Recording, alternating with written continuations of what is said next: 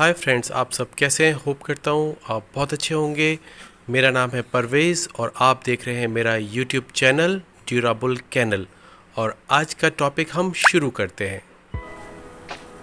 कभी कभी ऐसा होता है कि हम बहुत सारी बीमारियां जो हम नोटिस नहीं कर पाते हैं, लेकिन जब वो पता चलती हैं तब तक बहुत देर हो चुकी होती है। तो ऐसी बीमारियों के लिए मैं आपको बता दूं, सबसे जो ख़तरनाक बीमारी कह लें जिसकी सबसे ज़्यादा ध्यान देना चाहिए वो है टिक फीवर, जिसे हम बवेसिया भी कहते हैं। इस प्रॉब्लम की सबसे बड़ी प्रॉब्लम ये है कि ये ना बहुत स्लोली स्टार्ट होती है बॉडी के अंदर। डॉग ना धीरे धीरे लिथार्जिक रहने लगेगा, उठेगा नहीं, खाना कम खाएगा। इसे बहुत लाइट फीवर रहता है। टेम्परेचर जो डॉग्स का 101 डिग्री रहता है, इसमें टेम्परेचर 102 से थोड़ा ज़्यादा 103 तक मुश्किल से पहुंचता है शुरू में। लेकिन बाद में जब ये कंडीशन बहुत ज़्यादा बिगड़ जाती है तब जाके टेम्परेचर होना, लीवर डैमेज होना और बहुत सारी दिक्कत आती है। देखिए, ये बीमारी जो होती कैसे है वो सबसे पहले मैं आपको बता दूं। आपको अपने जानवरों को टिक से बचा के रखना है। देखिए, जो टिक्स होते हैं ये साल में सबसे ज़्यादा 2 बार, मतलब आप इसको मोटा मोटा समझ लें ऐसे कि जब फेवरेबल कंडीशंस होती हैं तब होते हैं। होली और दिवाली के आसपास जब टेम्परेचर बहुत ही प्लेजेंट होता है। बहुत ज़्यादा सर्दियों में और बहुत ज़्यादा गर्मियों में टिक्स नहीं होते भी हैं तो बहुत कम होते हैं। आपको टिक से बचाने के लिए बहुत सारी चीज़ें मिल जाएंगी। आपको टिक बाथ मिल जाएगा, जिसे हम रिट कहते हैं। मेरा इसके ऊपर अलग से वीडियो भी है। इसमें आपको बहुत सारे स्प्रे मिल जाएंगे, कॉलर्स मिल जाएंगे, बॉडी के ऊपर लगाने वाले ड्रॉप्स मिल जाएंगे, जिससे आप टिक से बचाव कर सकते हैं।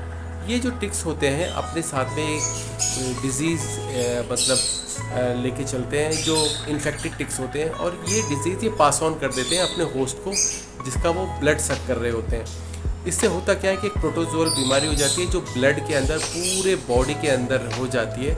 लोकलाइज नहीं होती, पूरी बॉडी में होती है। इससे क्या होता है कि बॉडी के बहुत सारे ऑर्गन्स इससे अफेक्ट होते हैं और डॉग धीरे धीरे वीक होता चला जाता है। और इसके जो मेन सिम्टम्स होते हैं वो होते हैं ब्लीडिंग होना, इंटरनल ब्लीडिंग होना। कई बार मेरे पास में ऐसे बहुत सारे लोगों के वीडियोस आते हैं कि सर मेरा जो डॉग है वो चारकोल ब्लैक, बिल्कुल ब्लैक पॉटी कर रहा है। ब्लैक पॉटी मतलब ब्लड आना। अगर आपका डॉग पॉटी के अंदर ब्लड आ रहा है जो डाइजेस्ट हो जा रहा है, तो ऐसा जो ब्लड होता है जो पॉटी के अंदर डाइजेस्ट हो जाता है तो वो ब्लैक कलर में आता है। मतलब चारकोल ब्लैक कलर की पॉटी आना, इसका मतलब इंटरनल ब्लीडिंग हो रही है। और इंटरनल ब्लीडिंग क्यों हो रही है उसका रीज़न आपको पता होना चाहिए। देखिए, इंटरनल ब्लीडिंग कई वजह से हो सकती है। इंटरनल ब्लीडिंग प्लेटलेट्स कम होने की वजह से हो सकती है, इंटरनली कोई इंजरी हो गई है उसकी वजह से हो सकती है, एक्सीडेंट की वजह से हो सकती है, या कोई ऐसी शार्प चीज़ उसने खा ली हो, बोन या कोई भी शार्प चीज़ जो इंटरनली उसको पंक्चर कर रही है उसकी वजह से हो सकती है। तो अगर डॉग के पॉटी के अंदर ब्लैक कलर आए, चारकोल ब्लैक पॉटी आए, तो आप समझ लीजिए कि इंटरनल ब्लीडिंग हो रही है, उसे रोकना है। अब हम बात करेंगे टिक फीवर की। देखिए, टिक फीवर के लिए जो सबसे ज़्यादा इफेक्टिव मेडिसिन है वो है डॉक्सीसाइक्लिन। डॉक्सीसाइक्लिन आप कैप्सूल फॉर्म में दे सकते हैं 2 से 3 हफ्ते। ये देनी पड़ेगी आपको एज पर डॉग्स वेट। और ऑक्सीटेट्रासाइक्लिन ये इंजेक्शन है, ये आप दे सकते हैं इनिशियली।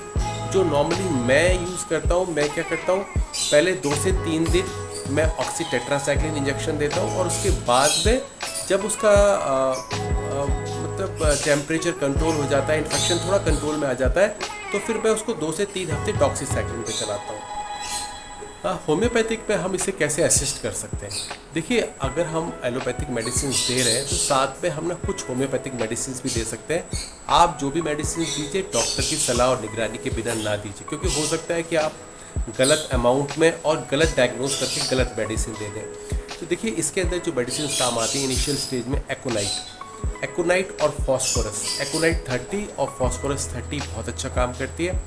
इंटरनल ब्लीडिंग के लिए जो सबसे अच्छी मेडिसिन है वो है क्रोटेलस। देखिए, क्रोटेलस 30 जो मेडिसिन है ये खुद एक वेनमस स्नेक के वेनम से बनी है। इस स्नेक के काटने से बहुत ज़्यादा ब्लीडिंग होती है, तो इसी प्रॉपर्टीज़ को यूज़ करके होम्योपैथिक के अंदर एक ऐसी मेडिसिन इसी से बनाई गई है जो ब्लीडिंग को स्टॉप करती है। तो क्रोटेलस 30 आप दे सकते हैं 4 से 6 घंटे के अंतर पर, अगर इंटरनल ब्लीडिंग हो रही है।